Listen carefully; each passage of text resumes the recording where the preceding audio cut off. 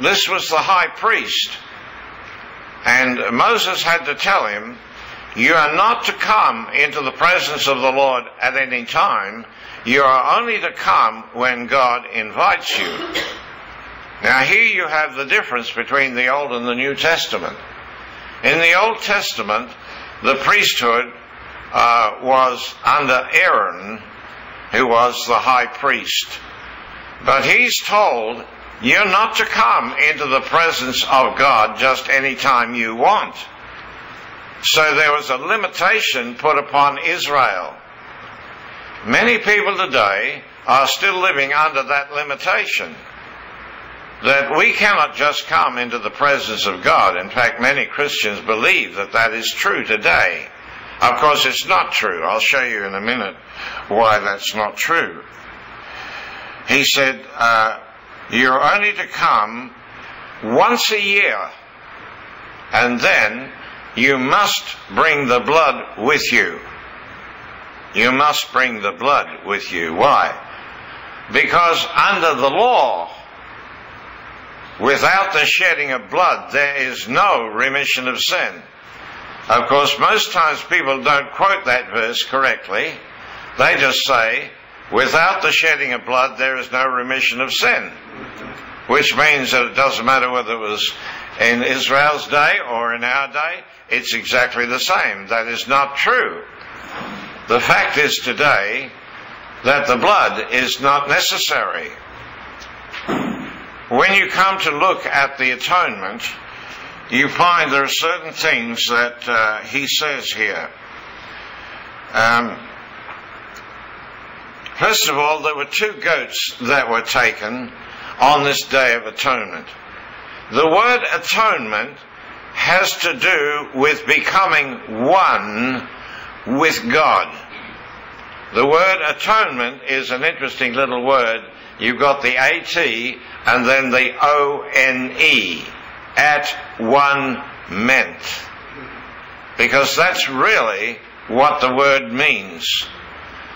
We become one with God. How can we explain this, or how can we get to understand what this really means? Let me show you. Going back to Genesis again, and chapter 3 of Genesis. And in this chapter 3, of course, we have Eve, who is now the living soul, going out on her own, and she's talking to a snake, a serpent. And that serpent deceives her mind so that she is not free to make choices of her own.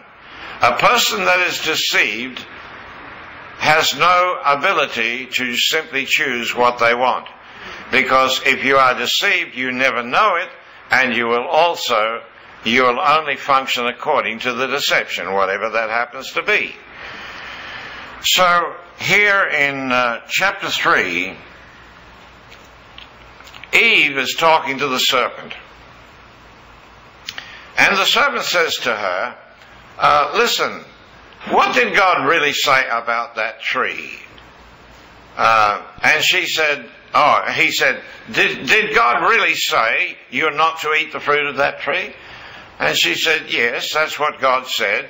We could eat the fruit of all the trees in the garden, but of that tree we're not to touch it lest we die. And the serpent comes back immediately with a retort and says, you will not die. You will not die. The serpent is just countering the very statement that God had made to Adam. Don't touch the fruit of that tree, for in that day you will die. The serpent says, no, you will not die. That's why people are eating the fruit today. You will not die. Well, because Adam didn't die. You see? I mean, God really was telling lies. He said, the day you eat that fruit, you will die. But he didn't die that day. But you've forgotten, haven't you? A day with God.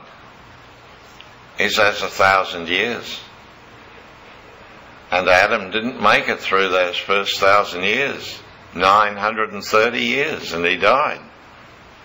It was the same day. Whatever you like. But you see, in that day you will die. The answer to that little puzzle is not what I told you, but that could work for you if that makes you happy. But I will tell you this. When you are speaking about things in the spiritual world, then don't look to your intelligence to explain it or to find the answers. Because it won't have. They're not there. The answers are not there.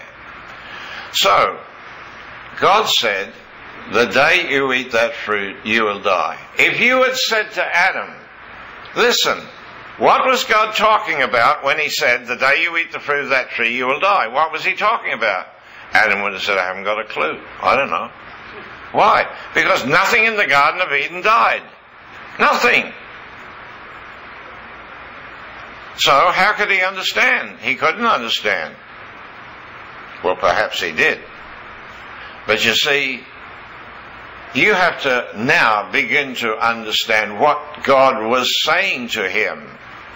What is this death that God speaks about?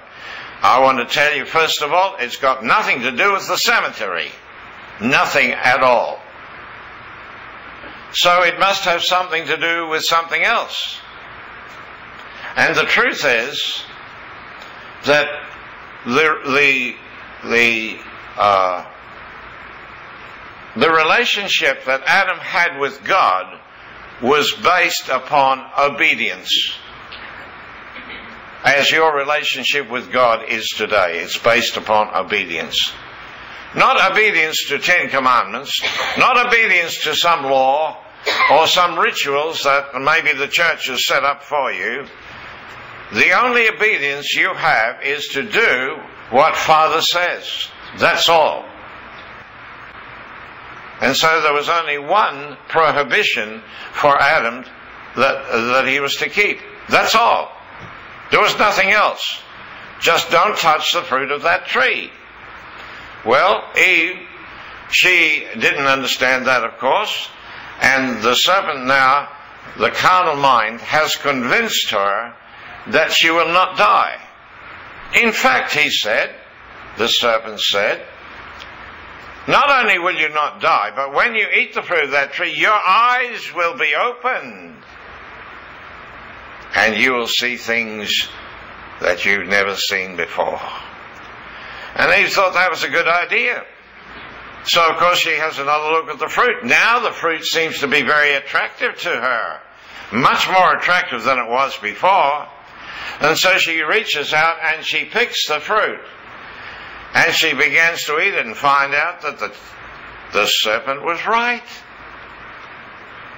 Her eyes were open to another world. She thought, how wonderful. I've never seen that world before. I didn't know it existed, but here I can see it now. I think she lived for many years to regret what she saw that day. Because she was looking at the world that you and I are living in today. That's what she was looking at. She'd never seen it because her eyes could only see the world in which God dwelt. That's all. So, she eats the fruit of the tree. Now she takes it to Adam.